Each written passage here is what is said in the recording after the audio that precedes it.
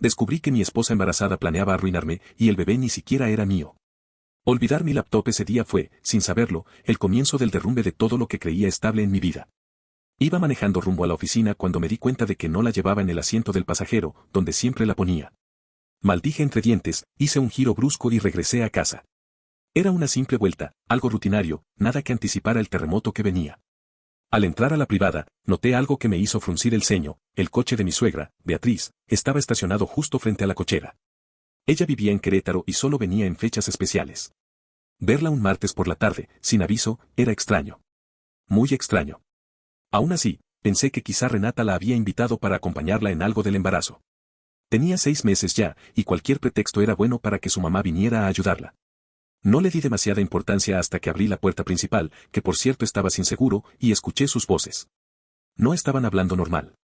Era ese tono entre susurros y complicidad que uno usa cuando quiere que algo quede en secreto. Me quedé quieto en el pasillo, sin hacer ruido, con la laptop prácticamente olvidada en mi cabeza. Mamá, ¿y si se pone difícil con el divorcio? La voz de Renata llegó como un golpe seco. Sentí como el aire se me fue de golpe. No entendí al principio. ¿Divorcio? ¿De qué hablaba? Vija, no lo hará, respondió Beatriz, segura, casi aburrida. Los hombres nunca pelean cuando hay un bebé de por medio. Además, los juzgados siempre se ponen del lado de la madre. Siempre. Tragué saliva. Me acerqué un poco más, todavía sin creer que estaban hablando de mí. Pero la casa del Valle está a nombre de los dos, dijo Renata, con preocupación fingida. Y gracias a eso te toca la mitad. Sí o sí. Y con lo que gana, te espera una pensión alimenticia y una compensatoria más que generosas, añadió Beatriz, como si fuera lo más lógico del mundo. Con eso quedas arreglada de por vida. Me quedé clavado en el mismo punto del pasillo. La sangre me golpeaba en los oídos, pero no podía moverme. Las palabras seguían cayendo, cada una más afilada que la anterior. Renata se rió. Se rió. Esa risa suave que yo solía ver como ternura. Ahora sonaba como burla. A veces me da cosa, dijo ella. Ya sabes, ha estado tan emocionado con el bebé. Leyendo libros, pintando el cuarto, armando la cuna. Ya no empieces con eso, la frenó su mamá. Estás haciendo lo mejor para ti y para mi nieto. Él siempre ha sido medio aburrido, tú misma lo dijiste. Además, cuando nazca el bebé y todos vean que tú eres la que lo cuida, metes la demanda. Dices que es distante, que trabaja mucho, lo que sea.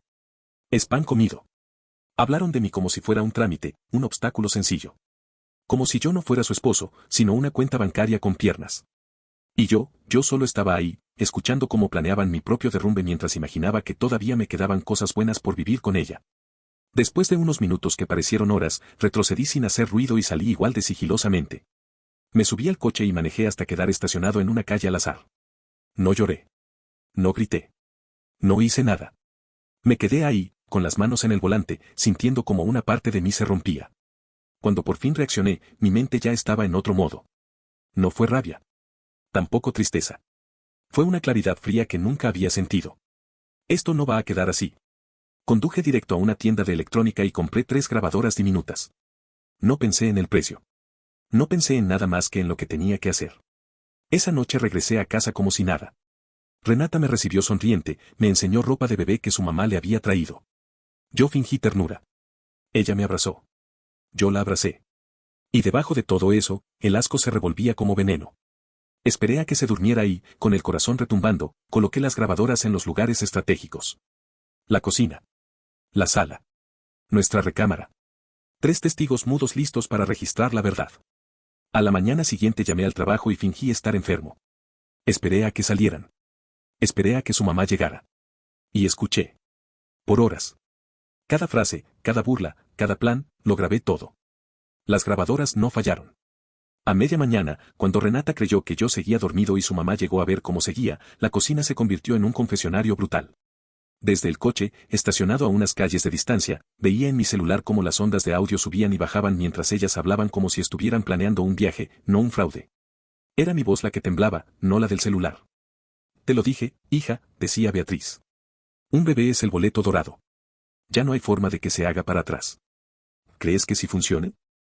Preguntó Renata, con ese tono inseguro que yo conocía tan bien, pero que ahora parecía actuación. ¿Y si el juez se pone del lado de él? No lo hará, respondió Beatriz tajante. Tú solo sigue el plan. Ahorita enfócate en que parezca que tú haces todo. Que te vea cansada, estresada, que no todo el esfuerzo que haces por el bebé. Cuando nazca, vas a ser la madre abnegada, la que se desvive. Él, el esposo distante que solo piensa en su trabajo. Tienes todo para ganar. Cerré los ojos con fuerza. Era como escuchar a dos desconocidas hablar de mí. Hablar del bebé que yo creía que era mío. Hablar de cómo usarían todo lo que yo quería como arma para destruirme. Y lo decían riéndose. Durante horas siguieron hablando. Del dinero. Del carro nuevo que Renata quería. De los muebles que comprarían cuando yo ya no estuviera ahí. De cómo ella volvería a vivir con su mamá y juntas criarían al bebé como Dios manda. Las escuché enumerar cada gasto que ya habían cargado a tarjetas que yo ni siquiera sabía que existían. Descubrí cargos por casi 270,000 pesos en compras de tiendas que jamás había pisado. Spa, ropa de maternidad carísima, muebles duplicados. Todo a crédito.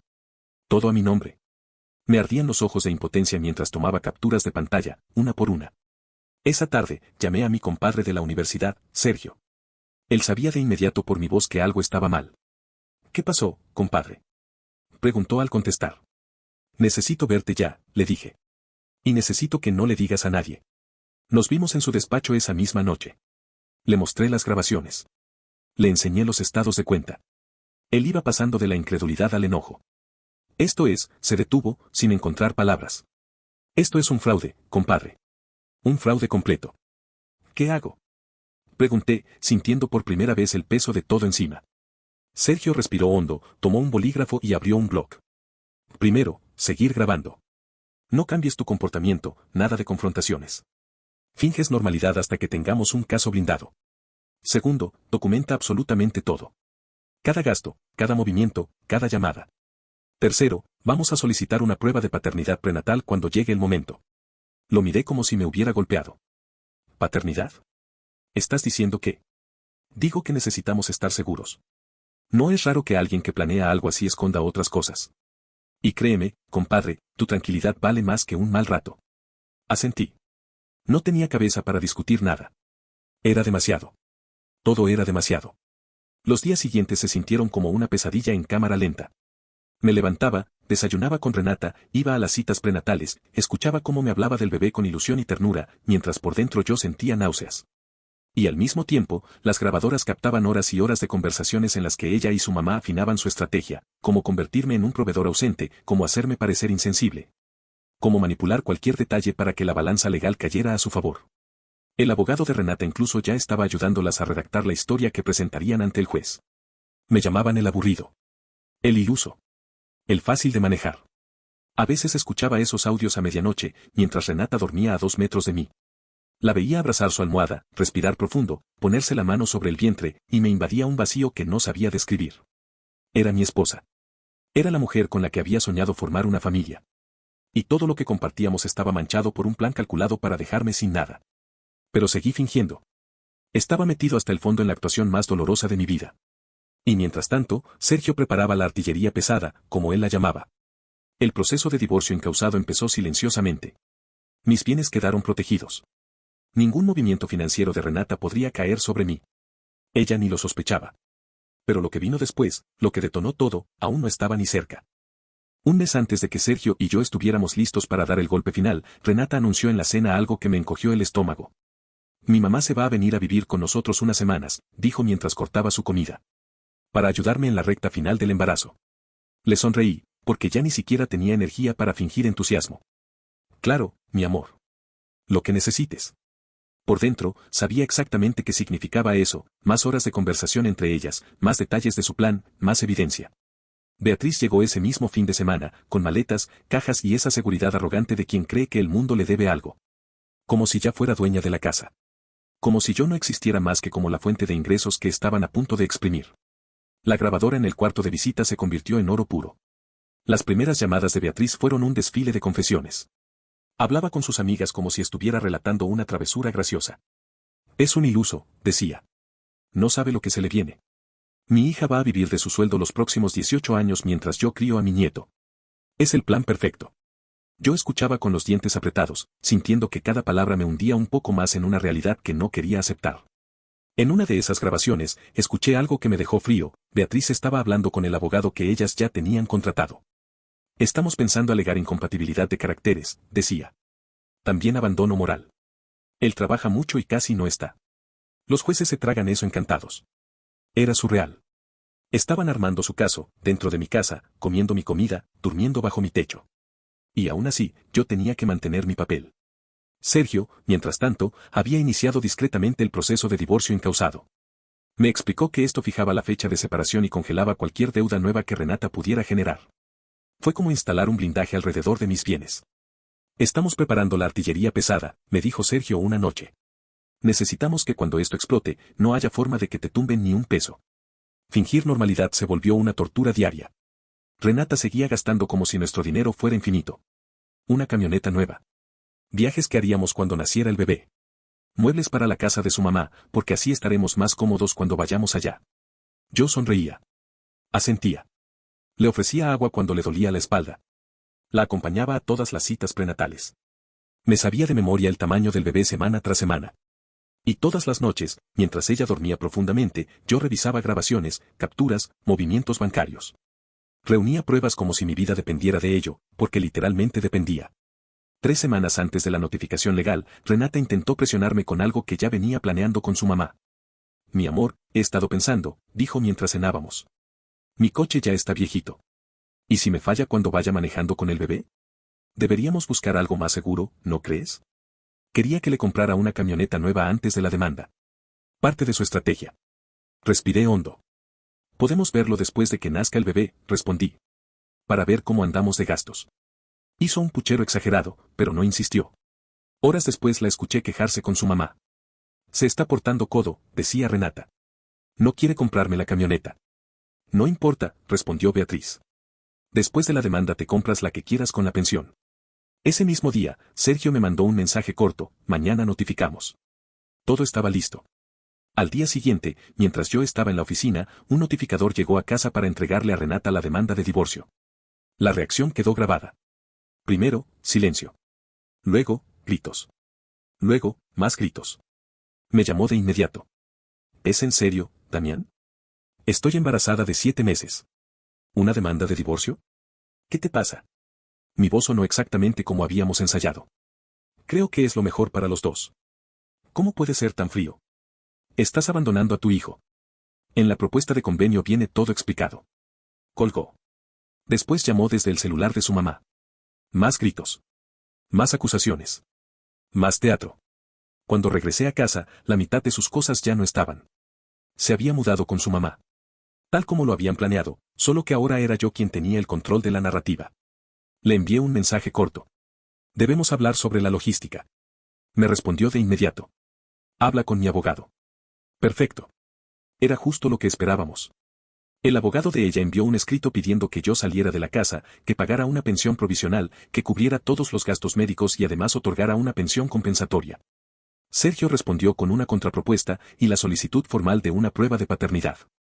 Lo que vino después fue un huracán legal. Amparos. Objeciones. Excusas. Pero el juez no cedió. La prueba se ordenó. Y cuando llegaron los resultados, mi vida volvió a romperse. La prueba de paternidad llegó una mañana cualquiera, sin previo aviso, como si fuera un paquete olvidado en la puerta. Sergio me llamó con una voz que jamás le había escuchado, tensa, grave, casi compasiva. Compadre, ¿estás sentado? Me apoyé en el borde del escritorio. Ya dime. Hubo un silencio corto, pero lo sentí eterno. No es tuyo. El mundo se detuvo. No hubo música dramática, ni gritos, ni lágrimas inmediatas. Solo un vacío seco en el pecho. Como si algo dentro de mí hubiera sido arrancado sin anestesia. ¿Qué? ¿Cómo que no es mío?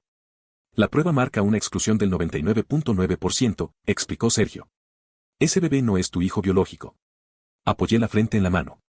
No sabía si quería vomitar, gritar o reírme de lo absurdo.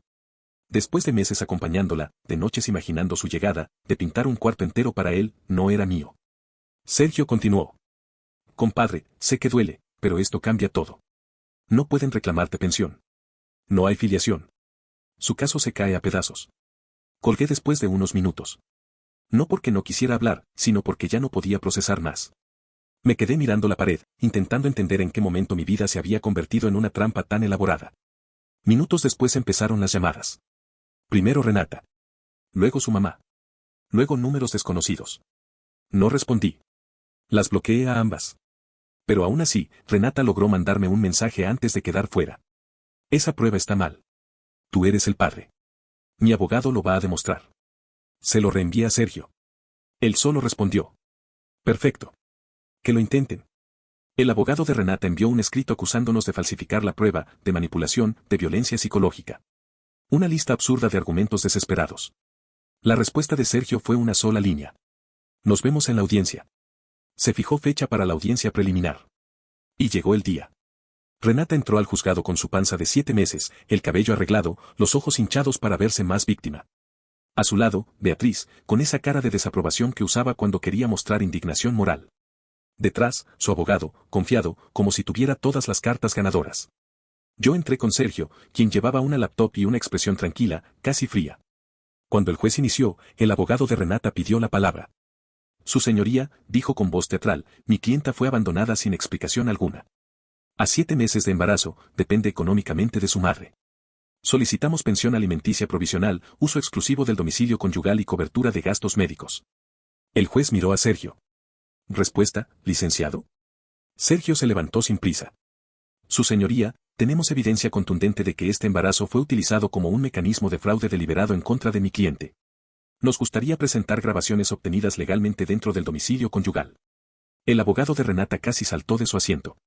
La objeción. No existió consentimiento para esas grabaciones. Son ilegales.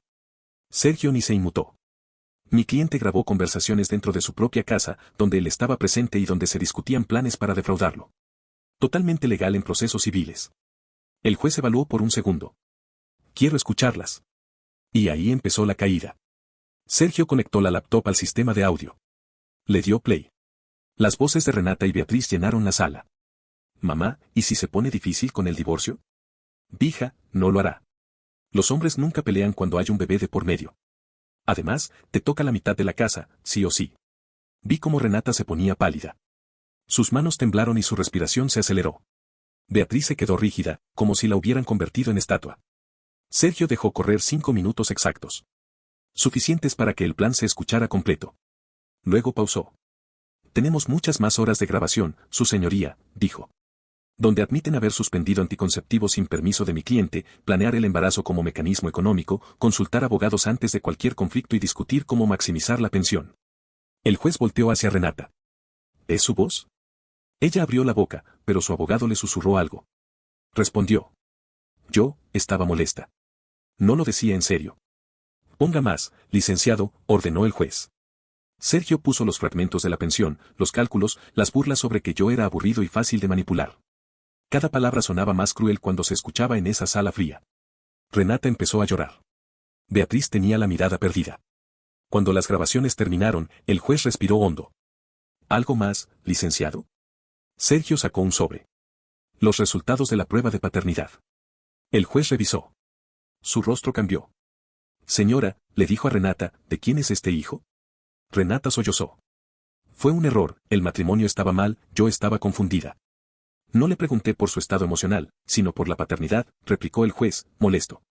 ¿Quién es el padre biológico? No lo sé, susurró ella. El juez cerró los documentos. Esto es lo que va a suceder. Se niega la pensión provisional. El señor permanece en el domicilio conyugal, dado que consta como bien propio previo al matrimonio. Las tarjetas mancomunadas quedan congeladas. Y nos veremos en juicio para resolver el fondo del caso. Beatriz se quedó boquiabierta. Renata lloraba abiertamente. El abogado de ellas apretaba los labios, derrotado. Yo solo respiré. Por primera vez en meses, sentí que recuperaba un pedazo de mi vida. La salida del juzgado fue un circo silencioso. Renata temblaba, su mamá intentaba recomponerse y yo caminaba detrás de Sergio sin mirar hacia los lados. Apenas cruzamos la puerta, Beatriz se me plantó enfrente, los ojos rojos de furia. La destruiste, me escupió. Está embarazada, y en la calle por tu culpa. La miré sin emoción. No tenía nada más que ofrecerles. Está donde siempre planeó estar, respondí. Y ese bebé no es mío. Su rostro se descompuso. Por un segundo pensé que iba a abofetearme, pero un guardia se acercó y ella se contuvo. Murmuró insultos mientras la llevaban con Renata, que apenas podía caminar sin romperse. Yo salí por una puerta lateral. Necesitaba aire. Mucho aire. Los días siguientes fueron una avalancha, llamadas de números desconocidos, mensajes llenos de insultos de parte de la familia de Renata. Publicaciones en redes sociales donde me pintaban como el villano que abandonó a una mujer embarazada. El guión que ya tenían preparado, solo que sin el final que esperaban. Yo no respondí nada. A la gente que me importaba le envié copias de los documentos y las resoluciones del juzgado. No necesitaba convencer a nadie más. Renata, en su desesperación, me mandó mensajes desde cuentas nuevas cada vez. Podemos arreglarlo. Fui débil, cometí un error. Mi abogado dice que esas grabaciones no sirven y que vas a caer. Voy a hacer que todos vean quién eres. Por favor, voy a tener un bebé, no tengo a dónde ir. No respondí. Le reenviaba todo a Sergio. Beatriz incluso me mandó una carta escrita a mano. Un sermón barato sobre la familia, el deber, la decencia. La rompí sin leerla completa. Ellas seguían creyendo que yo era el mismo hombre ingenuo que entró a esa casa 3 años atrás. Y entonces llegó la audiencia final. Renata llegó con el bebé en brazos. Tenía apenas unas semanas de nacido. Se veía agotada, vulnerable, intentando despertar la compasión de todos. Pero el juez ya lo había visto todo, la manipulación, el fraude, la prueba, las grabaciones. Su abogado intentó un último truco, pintarla como víctima de su madre, de la presión, del embarazo, de todo menos de sus decisiones. El juez lo interrumpió. Este es uno de los casos más claros de fraude matrimonial que he visto en mi carrera. La sentencia cayó como un mazo literal y figurado. El vínculo matrimonial queda disuelto. El domicilio conyugal permanece con el señor, al ser un bien previo al matrimonio.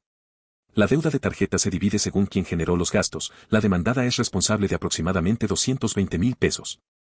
Se niega la pensión compensatoria. Se niega la pensión alimenticia al acreditarse inexistencia de filiación. La demandada deberá cubrir sus costos legales, además de los 250,000 pesos de los costos del demandante. Se recomienda a la demandada iniciar un juicio de reconocimiento de paternidad para que el niño reciba sustento del verdadero padre biológico. Renata rompió en llanto, un llanto distinto al de las actuaciones anteriores, uno de derrota. Beatriz me miraba con un odio tan intenso que casi daba pena. Espero que estés orgulloso, me dijo cuando salimos. Ella se destruyó sola, respondí. Yo solo no me hundí con ella. Beatriz se puso roja, y justo cuando iba a gritarme algo más, Renata tuvo una especie de crisis nerviosa y tuvieron que sostenerla entre 2 personas. Yo simplemente me di la vuelta y me fui. El resultado final fue extraño de procesar. Conservé mi casa. Mi coche. Mi fondo para el retiro. Mi estabilidad financiera. Perdí algo de dinero con la deuda que ella generó, pero comparado con lo que planeaban hacerme, era casi un regalo. Renata, en cambio, terminó con una deuda enorme, un bebé sin padre reconocido y una sentencia legal que la perseguiría por años.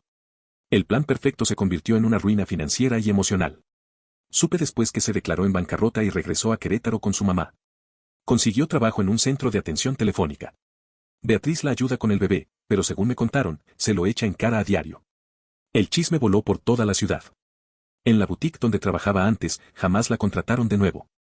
En nuestro círculo social, las grabaciones circularon. Nunca supe cómo, pero todos se enteraron de la verdad. Algunos me pidieron disculpas por haberme juzgado. Unos acepté. Otros no valían el esfuerzo. Mi mamá lloró cuando creyó que yo había abandonado a mi hijo.